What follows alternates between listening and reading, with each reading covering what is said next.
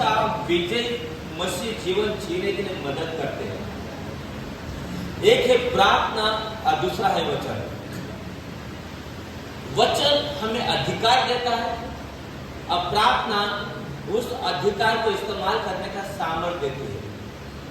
और इसलिए विश्वासी के जीवन में प्रार्थना और वचन ये दोनों चीजों का होना बहुत जरूरी है। और यदि ये दो चीजें हमारे जीवन में नहीं है तो हमारी गाड़ी, जैसे कि एक कार का एक पहिया ठीक है टायर और दूसरा पंचर हो चुका है, तो जब गाड़ी चलेगी धड़क धड़क धड़क धड़क ना, वो झटके खाते चलेगी। वैसे हम लोगों का मसीह जीवन में हम सब लोग ये प्रार्थना के जीवन में बहुत हमें लड़ना पड़ता है, हमें संघर्ष करना पड़ता है। कभी कभी जब ये चालू हो जाएगा तो आराम से स्मूथ चलते रहता है, 1 दिन 2 दिन 8 दिन 15 दिन 1 महीना, अभी पता नहीं क्या हो जाता है और अचानक वो हम लोग नीचे आ जाते हैं और फिर वापस से दोबारा शुरुआत करने के लिए बहुत मुश्किल होता है। लेकिन मैं आपको बताना चाहता हूं यही वो क्षेत्र है जहां पे हमेशा शैतान आक्रमण करता है। वो आपको सब कुछ करने देगा, वो मुझे सब कुछ करने देगा सिवाय प्रार्थना के। वो आपको चर्च में आने देगा, वो आपको चर्च के हर फंक्शन में, हर एक्टिविटीज में इन्वॉल्व होने देगा। हर काम आप जाएंगे, सुसमाचार बताएंगे, सब करेंगे। लेकिन एक जगह है जहां पे हमेशा शैतान आक्रमण करता है और वो है हमारी प्रार्थना का जीवन। उसको मालूम है यदि एक विश्वासी शैतान के लिए घातक बन सकता है, एक विश्वासी शैतान के लिए खतरनाक हो सकता है, एक विश्वासी शैतान के लिए डेंजर हो सकता है, तो वो विश्वासी होता है जिसका जीवन प्रार्थना का जीवन है।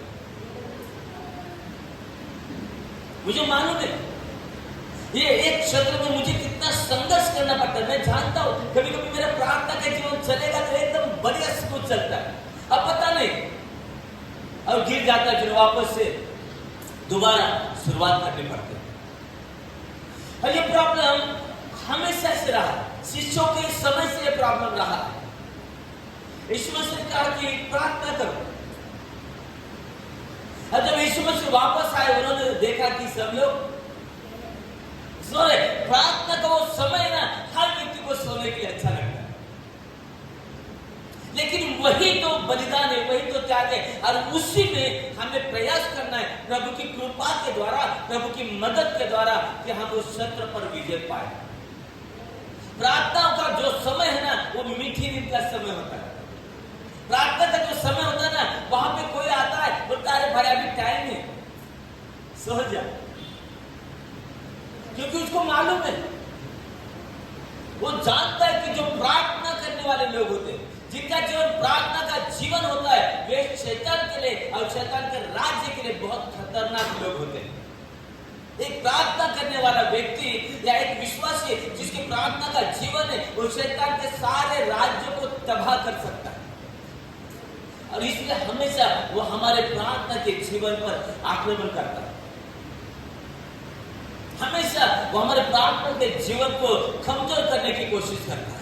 कभी कभी हमारी प्रार्थना का जीवन बंद हो जाता है, क्यों? क्योंकि हम लोग कुछ गलतियां कर बैठते हैं और फिर वो जो गलती है शैतान उस गलती को पकड़ता है, उस पाप को पकड़ता है और हमारे मन में एक कंडेमनेशन या गिल्ट, हमारे मन में एक दोषीपन को लेकर आता है, हमारे मन में एक गिल्ट को लेकर आता है और वो गिल्ट हमारे मन में, हमारे दोषीपन में वो जो भावना है, वो जो विचार है दोषीपन का या गिल्टी फील करने का, वो इतना मजबूत हो जाता है कि शैतान हमें पटाने में, हमें कन्विंस करने में सफल हो जाता है कि भाई हमारी प्रार्थना सुनी नहीं जाएगी, तूने पाप किया है, अब पाप ने तुझे परमेश्वर से दूर किया है, तेरी प्रार्थना की वजह से परमेश्वर तेरी नहीं सुनता है, तू प्रार्थना करेगा तुझे जवाब नहीं मिलेगा, क्यों? और हम लोग वो जो कंडेमनेशन है, वो जो गिल्ट है, वो जो दोषीपन है, उस दोषीपन के ऊपर हम मनन करते हैं, हम उस झूठ को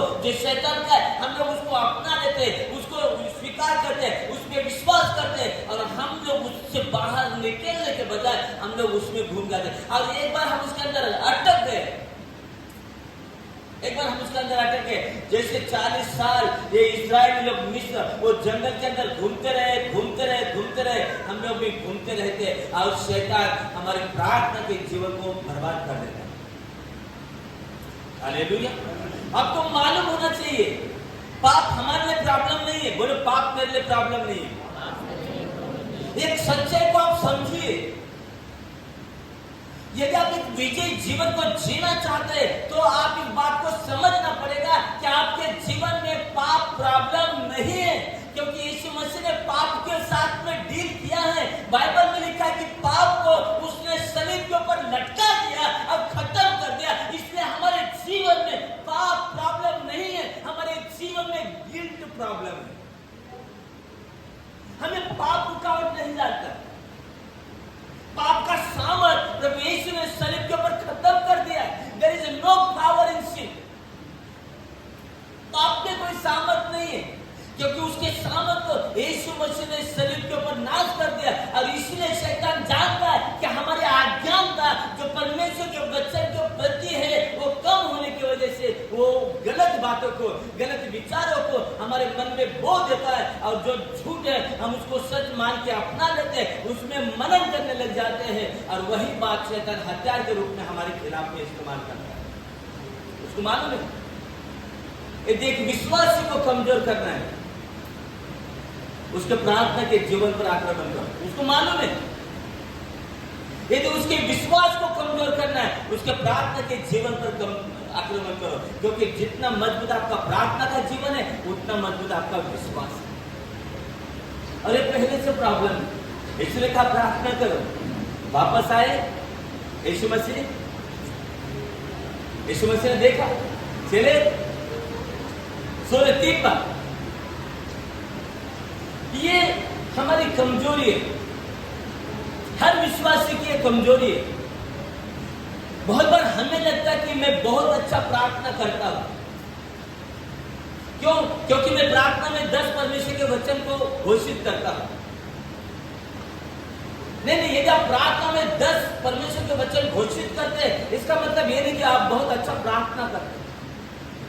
बाइबल कहती है रोमियो का 8 अध्याय का 26 वचन में, तुम नहीं जानते प्रार्थना कैसी करनी चाहिए। हमारा प्रॉब्लम क्या है कि प्रार्थना कैसे करनी चाहिए हमें मालूम नहीं। अब जो प्रार्थना हम करते हैं शायद वो परमेश्वर तक पहुंचती नहीं हो। यदि आपकी प्रार्थना परमेश्वर तक पहुंच रही है, इसका मतलब हलचल होना चाहिए। वो प्रार्थना परमेश्वर तक पहुंच रही है, वो रिजल्ट नजर आना चाहिए। गड़बड़ होनी चाहिए, हलचल होनी चाहिए। हलचल नहीं होती है, इसका मतलब आपकी प्रार्थना परमेश्वर तक नहीं पहुंची। दानियल ने प्रार्थना किया पहले दिन, परमेश्वर तक उसकी प्रार्थना पहुंची, परमेश्वर ने प्रार्थना को सुना, ऐसे दानियल की किताब में लिखा है।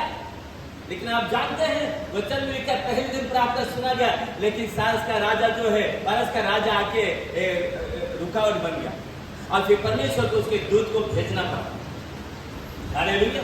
यदि आपकी प्रार्थना जवाब ला रही है, यदि आपकी प्रार्थना स्वर्ग तक पहुंच रही है, इसका सबूत है कि आपके जीवन में, आपके परिवार में वो हलचल नजर आनी चाहिए।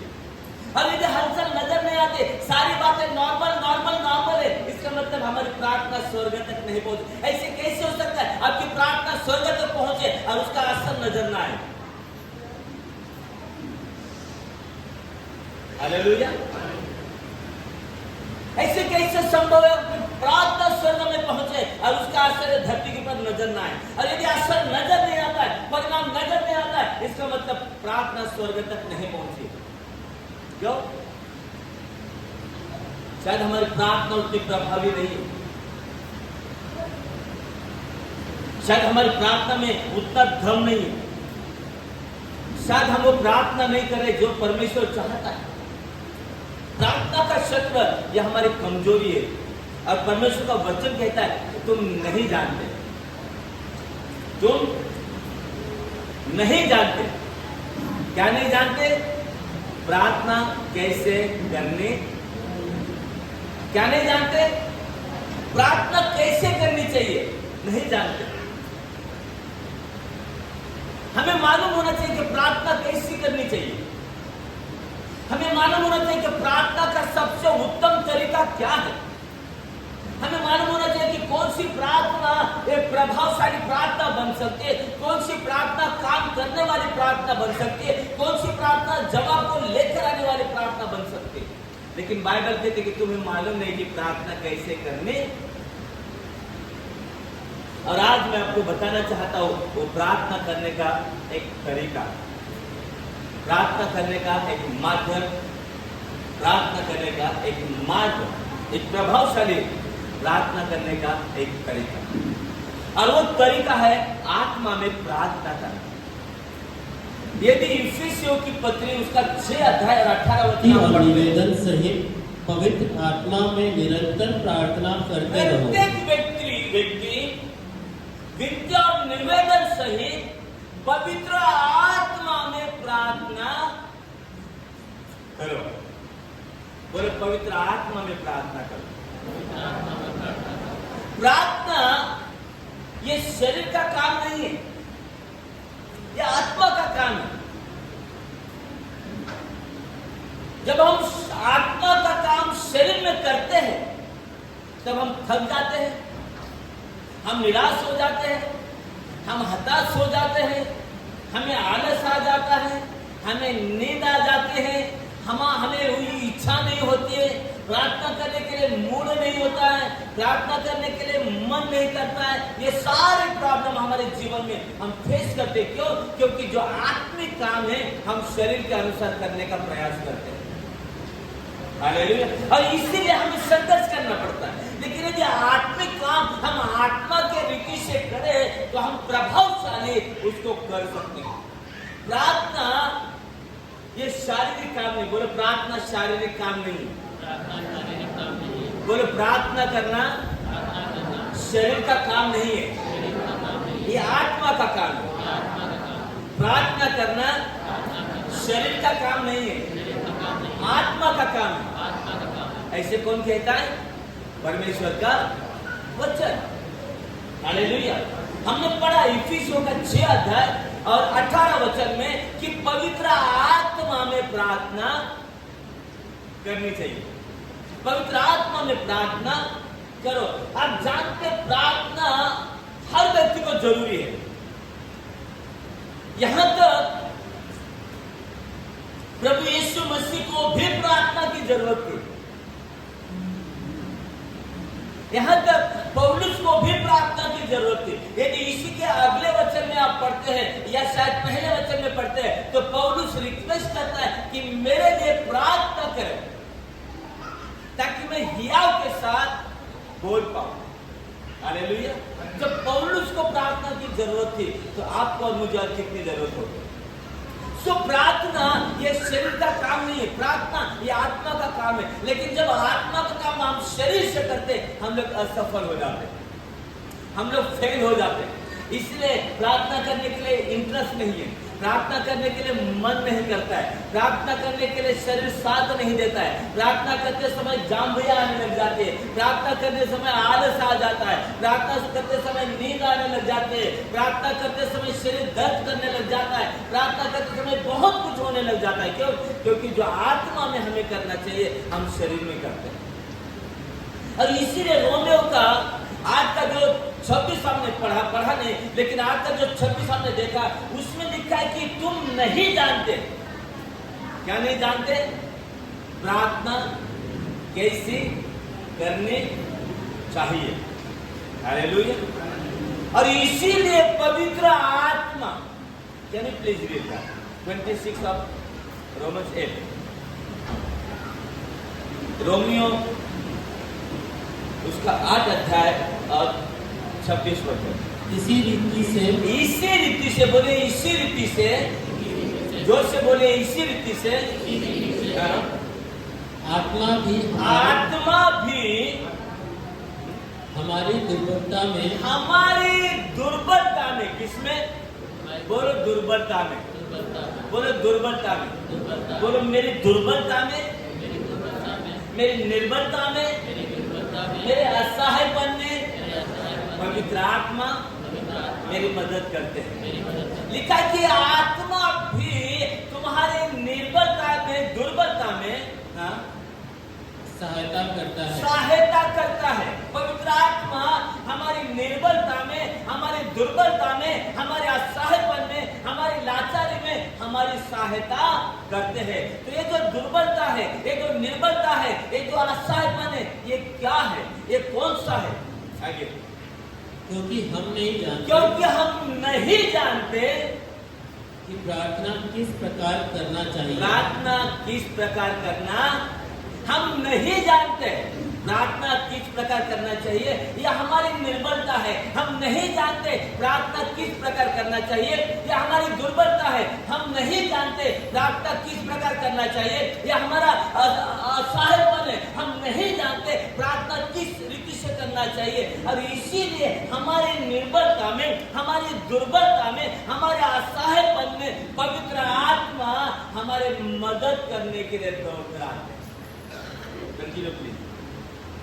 परंतु आत्मा स्वयं भी ऐसी आहें भर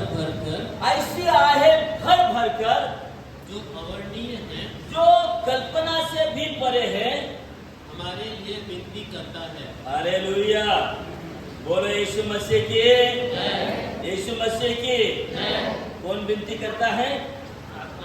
कौन विनती करता है? हमारे लिए कौन विनती करता है? हमारे लिए कौन विनती करता है? हमारे लिए कौन विनती करता है? बोलो, पवित्र आत्मा मेरे निर्बलता में मेरे लिए विनती करते हैं। Hallelujah.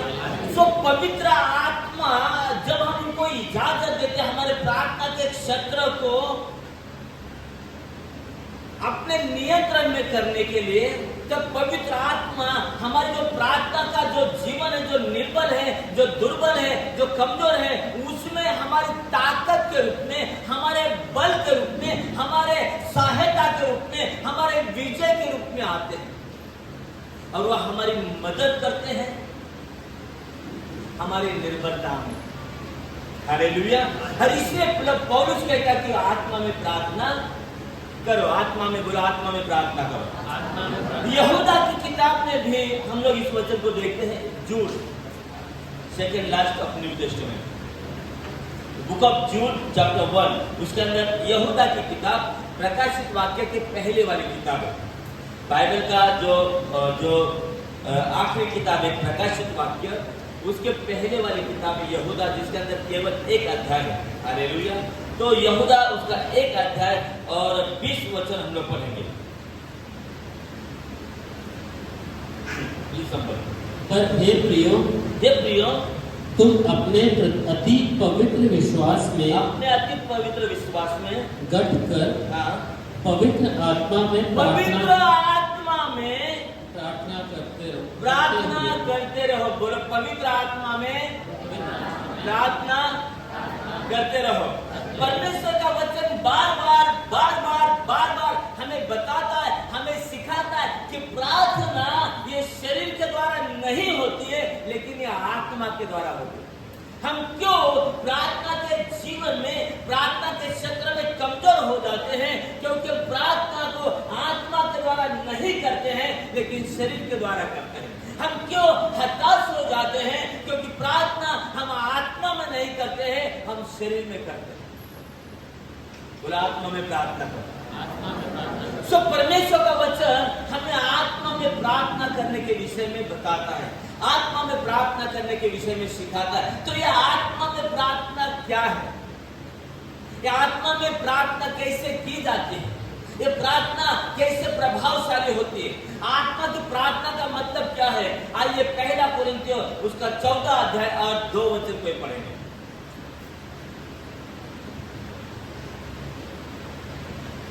Pray in the spirit. So what is the praying in the spirit? As Bible says, pray in the spirit. So we should know what is the prayer in the spirit. सो पहला कोरिन्थियों उसका 14:2 14:2 first Corinthian chapter 14:2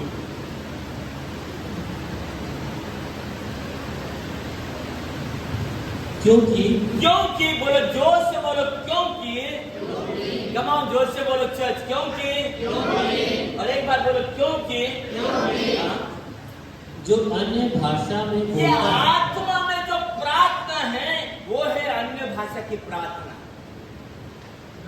आत्मा में प्रार्थना करना मतलब अन्य भाषा में प्रार्थना करना। परमेश्वर ने उसके लोगों को विश्वासियों को एक तरीका दिया है, एक मददगार दिया है, एक मार्ग दिया है, जिस मार्ग से जिस तरीके से जिस मदद से हम प्रार्थना कर सकते हैं। और वो प्रार्थना शरीर की प्रार्थना नहीं, वो आत्मा की प्रार्थना है। और जो आत्मा की प्रार्थना है उसको अन्य भाषा की प्रार्थना कहते हैं। हालेलुया। आत्मा में प्रार्थना करना मतलब अन्य भाषा में प्रार्थना।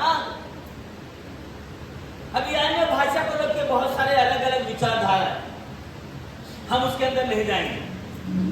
हालेलुया। हमें वो हर बात पे विश्वास करना है जो परमेश्वर के वचन में लिखी है, बाकी बहस नहीं करनी है।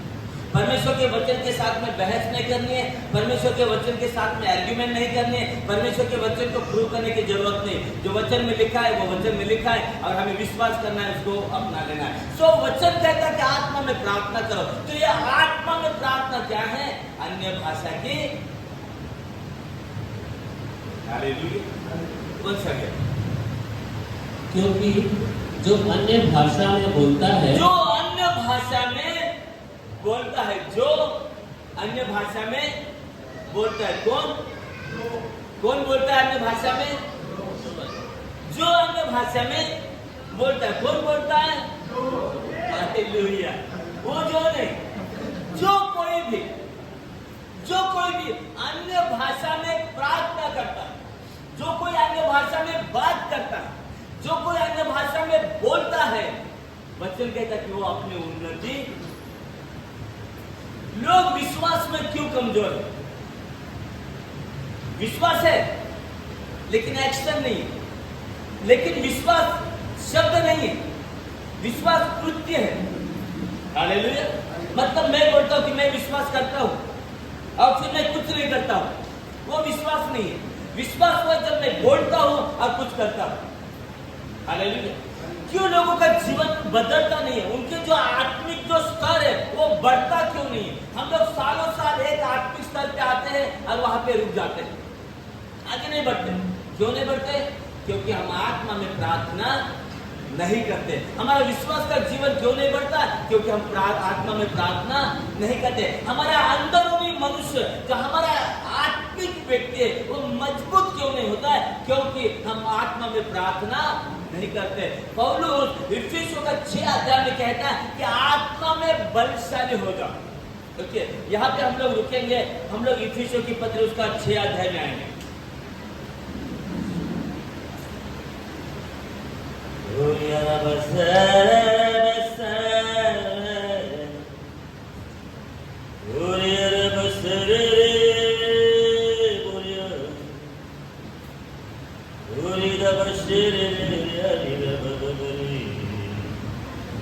ओके, 6:10। अतः प्रभु और उसके सामर्थ की प्रभु में और उसके सामर्थ की शक्ति में बलवान हो जाओ। Can you please read in English? Finally, be strong in the Lord. Finally, be strong in the Lord. Be strong, be strong. मजबूत, प्रभु में मजबूत हो जाओ। प्रभु में मजबूत हो जाओ। बोले प्रभु में मजबूत हो जाओ। बोले प्रभु में मजबूत हो जाओ। जोर से बोले प्रभु में मजबूत हो जाओ। प्रभु में मजबूत हो जाओ। प्रभु में मजबूत हो जाओ। प्रभु में मजबूत हो जाओ। हालेलुया। जब आप प्रभु में मजबूत होते तब आपके विश्वास का स्तर बढ़ जाता है। जब आप प्रभु में मजबूत होते आपके अंदरूनी जो मनुष्य आत्मिक व्यक्ति उसका जो बदलाव का स्तर है वो बढ़ जाता है। जब आप प्रभु में मजबूत होते आपके पवित्रता का आपके नीतिमान जीवन का स्तर बढ़ जाता है। जब आप प्रभु में मजबूत होते आपका प्रार्थना का स्तर बढ़ जाता है। जब आप प्रभु में मजबूत आत्मा के साथ में जो आपका रिश्ता है उसका स्तर बढ़ जाता है। वचन कहता है प्रभु में be strong in the spirit, be strong in the Lord. प्रभु में मजबूत हो जाओ। Please continue. Finally, be strong in the Lord and in His mighty power. Oh, be strong in the Lord and His mighty. Be strong in the Lord and Lord's mighty power. Be strong in the Lord and His mighty power. And what is His mighty power? His Holy Spirit. प्रभु में मजबूत हो जाओ और उसके सामर्थ में मजबूत हो जाओ। प्रभु में मजबूत हो जाओ और उसके सामर्थ में मजबूत हो जाओ। प्रभु का सामर्थ क्या है? परमेश्वर की पवित्र आत्मा। वचन में लिखा है प्रेरितों की किताब 1:8 में कि जब परमेश्वर की पवित्र आत्मा तुम्हारे ऊपर आएगी, जब पवित्र आत्मा तुम्हारे ऊपर आएगी, तुम्हें क्या मिलेगा? तुम्हें क्या मिलेगा? तुम्हें क्या मिलेगा? तुम्हें क्या मिलेगा? जब आप अन्य भाषा में प्रार्थना करते हैं, आप प्रभु में मजबूत हो जाते हैं। हम लोग क्यों प्रभु में कमजोर हैं? आज हमें चर्च में आने के लिए संघर्ष करना पड़ता है, हमें बाइबल पढ़ने के लिए संघर्ष करना पड़ता है, हमें प्रार्थना करने के लिए संघर्ष करना पड़ता है, हमें गवाही देने के लिए संघर्ष करना पड़ता है, हमें सुसमाचार प्रचार करने के लिए संघर्ष करना पड़ता है, हमें विजन करने के लिए संघर्ष करना पड़ता है, हमें देने के लिए संघर्ष करना पड़ता है। क्यों? क्योंकि हम प्रभु में मजबूत, हम प्रभु में मजबूत नहीं है, हम प्रभु में ताकतवर नहीं है, हम प्रभु में बलशाली नहीं है। इसलिए शैतान हमारे ऊपर हावी हो जाता है, बीमारियां हमारे ऊपर हावी हो जाती है, कमी घटिया हमारे ऊपर हावी हो जाती है, श्राप हमारे ऊपर हावी हो जाते हैं, हालत हमारे ऊपर हावी हो जाते हैं। क्यों?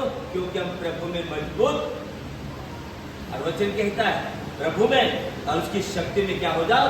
मजबूत हो जाओ। तो ये प्रभु में मजबूत होना कैसे होगा? हम कैसे प्रभु में मजबूत हो सकते हैं? हम कैसे उसके आत्मा में मजबूत हो सकते हैं? हम कैसे उसके सामर्थ में मजबूत हो सकते हैं? और वो तरीका है आत्मा में प्रार्थना। जब हम आत्मा में प्रार्थना करते हैं, जब हम अन्य भाषा में प्रार्थना करते हैं, हम प्रभु में मजबूत हो जाते हैं। क्यों? क्योंकि हमारा जो अंदरूनी मनुष्य है, जिसको हम जब आत्मिक व्यक्ति कहते हैं, वो बदलने लग जाता है, वो परिवर्तित होने लग जाता है, वो नया होने लग जाता है। तो जैसे जैसे हमारा अंदरूनी मनुष्य, हमारा आत्मिक व्यक्ति बदलने लग जाता है, परिवर्तित होने लग जाता है, नया बनने लग जाता है, हमारा जो आत्मिक जीवन है वो दिन ब दिन मजबूत और मजबूत और मजबूत और ताकतवर हो जाता है।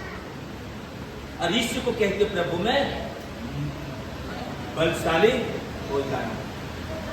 तो जब आप अन्य भाषा में प्रार्थना करते हैं, अन्य भाषा की प्रार्थना आपको प्रभु में मजबूत करती है, अन्य भाषा की प्रार्थना आपके विश्वास को मजबूत करती है, अन्य भाषा की प्रार्थना आपके कॉन्फिडेंस को मजबूत करती है, अन्य भाषा की प्रार्थना आपके अंदरूनी व्यक्ति को मजबूत करती है। और जब आप प्रभु में मजबूत हो जाते हैं, फिर आंधी आए, तूफान आए, बम गिरे, भूकंप आए, कोई फर्क नहीं पड़ेगा। हम लोग डिगने वाले, हम लोग हिलने वाले, हम लोग चट्टान के जैसे मजबूत खड़े हैं। क्यों? क्योंकि हम प्रभु में ताकत। सो वचन कहता कि जो अन्य भाषा में प्रार्थना करता है, प्लीज कंटिन्यू। पहला कोरिन्थियों 14:2। मेरा समय ऑलमोस्ट खत्म होते में आया है, अभी तो मैंने शुरुआत ही किया है। क्योंकि जो अन्य भाषा में बोलता है, जो अन्य भाषा में बोलता है, किसमें बोलता है? किसमें बोलता है? किसमें बोलता है? अन्य भाषा में बोलता है। हाँ, वह मनुष्यों से नहीं, वो मनुष्यों से नहीं, परंतु परमेश्वर से बातें करता है। किससे बात करता है? अन्य भाषा में बात करने वाला किससे बात करता है? अन्य भाषा में बोलने वाला किससे बात करता है? अन्य भाषा में प्रार्थना करने वाला किससे बात करता है? तो आपको मनुष्य से कुछ मतलब, मनुष्य से कुछ लेना देना, क्योंकि ये आपके और परमेश्वर के बीच का बिजनेस है। बहुत सारे लोग बोलते इस अध्याय में आगे भी लिखा है कि जो अन्य भाषा नहीं समझता है वो नहीं बोले, उसके ऊपर हम लोग बाद में बात करेंगे। यदि मुझे दंडी से बात करना है तो मुझे उसकी भाषा में बात करना पड़ेगा, या तो हरियाणी या तो हिंदी, दोनों में से कोई भी जो उसको समझ में आती। हालेलुया। यदि मुझसे किसी को बात करना है तो मेरी लैंग्वेज में बात करना पड़ेगा जो मुझे समझ में आती। लेकिन परमेश्वर से यदि बात करना है तो परमेश्वर ने हमें एक भाषा दिया है। हर एक का एक भाषा है। गुजरातियों का भाषा है, पंजाबियों का भाषा है, मल्ली लोगों का भाषा है, मराठियों का भाषा है, और हर हर हर हर हर हमारे भारत देश में बहुत सारे राज्य है और हर राज्य का अपना भाषा है। वैसे परमेश्वर का एक राज्य है और परमेश्वर के राज्य का एक भाषा है, और वो भाषा है अन्य भाषा, यहूदी भाषा नहीं। क्यों? क्योंकि परमेश्वर को समझता, हमें हमारी भाषा भी परमेश्वर को समझते हैं, लेकिन परमेश्वर ने हमें एक तरीका दिया जिस तरीके से हमें प्रार्थना करना है जो हमारे अंदर मनुष्य को मजबूत करेगा, और वो तरीका है अन्य भाषा में बात करना। और जब हम अन्य भाषा में बात करते हैं, यहाँ पे हमारा जो ह्यूमन है, हमारा मन, हमारी बुद्धि, हमारी कल्पना, हमारे विचार, हमारा मनुष्य का जो भी है वो सब खत्म हो जाता है। वहां पे हमारा मन, हमारे विचार, हमारी कल्पना, हमारी बुद्धि, हमारा शरीर, हमारी आइडिया, हमारा प्लानिंग, हमारी स्ट्रैटेजी, हमारा विजन कुछ काम नहीं करता। जब आप अन्य भाषा में बात करते हैं, आप शरीर से निकलते हैं और आत्मा के रेल में आ जाते हैं।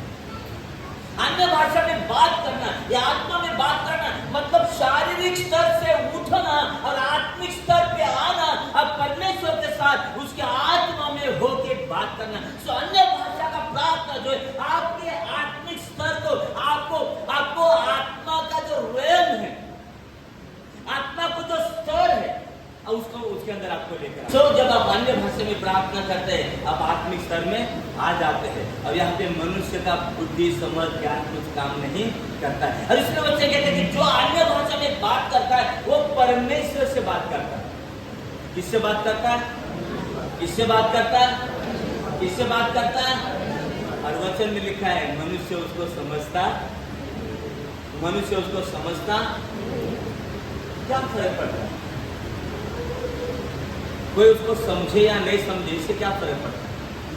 क्योंकि जिसको समझना चाहिए वो तो समझता है, जो जवाब देने वाला है वो तो समझता है, जो मदद करने वाला है वो तो समझता है, जो दौड़ के आने वाला है वो तो समझता है, जो विजय देने वाला है वो तो समझता है, जो चंगा करने वाला वो तो समझता है, जो छुटकारा देने वाला वो तो समझता है। चाहे आप ना समझे, चाहे मैं ना समझूं, चाहे कोई भी मनुष्य ना समझे, लेकिन जिससे हम प्रार्थना करें ना, वो परमेश्वर उस प्रार्थना को समझता।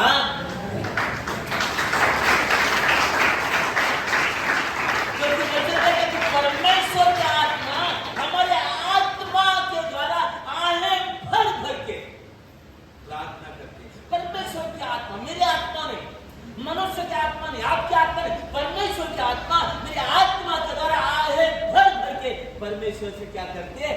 विनती करते हैं, निवेदन करते हैं, प्रार्थना करते हैं। और इसलिए मुझे समझ में आए या नहीं आए, इससे कोई फर्क नहीं पड़ता है, परमेश्वर समझता है। अब परमेश्वर समझने लगा, मेरी प्रार्थना सुनी जा रही है, मेरी प्रार्थना स्वर्ग तक पहुंच रही है। कैसे मालूम पड़ेगा? जैसे आप प्रार्थना करने लग जाते हैं, आपके जीवन में हलचल मचने लग जाएगी, आपके परिवार में हलचल मचने लग जाएगी, आपके बच्चों के जीवन में हलचल मचने लग जाएगी। आप देखेंगे सब कुछ उल्टा उल्टा हो रहा है, आप देखेंगे सब कुछ नकारात्मक होते जा रहा है। अचानक बीमारी आ जाएगी, अचानक प्रॉब्लम आ जाएगा, अचानक कोई ना कोई मुसीबत आ जाएगी। आज सब कुछ ठीक है, एकदम ओके, एकदम all is well, all is well, all is well, all is well. अचानक गड़बड़ी, अचानक प्रॉब्लम, अचानक मुसीबतें। क्यों? क्योंकि आपकी प्रार्थना काम करने लगी। मेरा एक मित्र था, यहाँ पे मैं खत्म करना चाहूंगा, अगले हफ्ते हम लोग कंटिन्यू करेंगे। मेरा मित्र था और बहुत प्रार्थना करता था, और अन्य भाषा में प्रार्थना, बिल्कुल अनपढ़ गवाह, बिल्कुल अनपढ़, लेकिन अन्य भाषा में प्रार्थना करता था। मैंने देखा ऐसी गवाहियां उसके जीवन में होते हुए। एक बार तो बिजली आके उसके सामने गिरी, बंदे को कुछ हानि नहीं हुआ आत्मा में, लेकिन जब भी वो आत्मा में प्रार्थना करता था प्रॉब्लम होता था। जब आत्मा में प्रार्थना नहीं करेगा, जब अन्य भाषा में प्रार्थना नहीं करेगा, घर में सब शांति शांति शांति का माहौल है, झगड़े नहीं, कोई प्रॉब्लम नहीं, बीमारी नहीं, सब कुछ आराम से चल रहा है। लेकिन जैसे वो प्रार्थना करने लग जाता था, अचानक घर का माहौल बदल जाता था, घर में झगड़े होने लग जाते थे, घर का वातावरण बिखरने लग जाता था। और फिर धीरे धीरे शैतान ने उसके मन में डाला और उसको कन्विंस किया कि ये सब तेरी प्रार्थना की वजह से हो रहा है। क्या प्रार्थना करे, तेरे को तुम्हें समझ में आ रहा है क्या? और उसने प्रार्थना करना बंद कर दिया। जब भी प्रार्थना किया प्रॉब्लम हो, जब प्रार्थना नहीं किया सब अच्छा है, प्रार्थना किया प्रॉब्लम हो गया, लेकिन प्रार्थना बंद हो गई। शैतान यही चाहता है कि हम प्रार्थना ना करें। जब हम हिंदी में प्रार्थना करते हैं, मराठी में, अपनी लैंग्वेज में प्रार्थना करते हैं, उसको मालूम है हम लोग क्या प्रार्थना करें, वो हमारी प्रार्थना में रुकावट लाता है। लेकिन जब हम अन्य भाषा में प्रार्थना करते हैं, ये अन्य भाषा की प्रार्थना रहस्य है, मिस्ट्री है। बाइबल में लिखा है ये मिस्ट्री, रहस्य। ये ऐसा रहस्य जो केवल परमेश्वर जानता है। ये रहस्यमय बातें केवल परमेश्वर जानता है, ना मनुष्य जानता है। जब तक परमेश्वर प्रकट नहीं करेगा, ना ही शैतान जानता है या उसकी दुष्ट आत्मा जानती है। शैतान को भी ये रहस्य समझ में नहीं आता है, उसकी दुष्ट आत्मा भी ये रहस्य को समझते नहीं है, लोग ये रहस्य को समझते नहीं। और इसलिए जब हम प्रार्थना करते हैं, वो घबराने लग जाता है, वो टेंशन में आ जाता है, क्या हो रहा है, ये लोग ब्ला ब्ला ब्ला ब्ला क्या क्या बकबक कर रहे हैं, मालूम नहीं है, उसका राज्य हिलने लग जाता है। और फिर हमारी प्रार्थना को रोकने के लिए वो प्रॉब्लम लेके आता है, वो समस्या लेके आता है, बुरी आदतें वापस हमें बुरी आदतों में डालता है। हमारे अंदर घमंड, मतलब उसकी जो एक्ट है, उसकी जो युक्तियां है, वो हमारे खिलाफ में चालू हो जाती है। चाहे कुछ भी हो जाए, हमें आत्मा में प्रार्थना करना नहीं छोड़ना। क्यों? क्योंकि आत्मा की प्रार्थना हमारे आत्मा को मजबूत करती है। उसको हम लोग खत्म करेंगे और पूरा करेंगे वचन, और यहाँ पे खत्म करेंगे 42